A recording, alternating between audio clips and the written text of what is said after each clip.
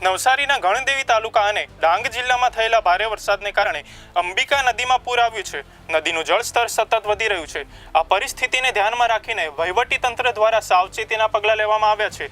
અંબિકા નદીના પૂરને કારણે ગણદેવી તાલુકાની શાળાઓ અને આંગણવાડીના બાળકોની સલામતી માટે આજે રજા જાહેર કરવામાં આવી છે। આ નિર્ણયથી બાળકો અને વાલીઓએ હાશકારો અનુભવ્યો છે। ડાંગમાં થયેલા ભારે વરસાદને કારણે અંબિકા નદીમાં પાણીની આવક વધી છે। સાવચેતીના ભાગરૂપે ગણદેવી તાલુકાની તમામ શાળાઓ અને આંગણવાડીઓને બંધ રાખવાનો નિર્ણય લેવાયો છે। આ સાથે અંબિકા નદીથી પ્રભાવિત વિસ્તારના શિક્ષકોને પણ આજના દિવસ માટે તાત્કાલિક ધોરણે રજા આપવા માટે સૂચના આપવામાં આવી છે।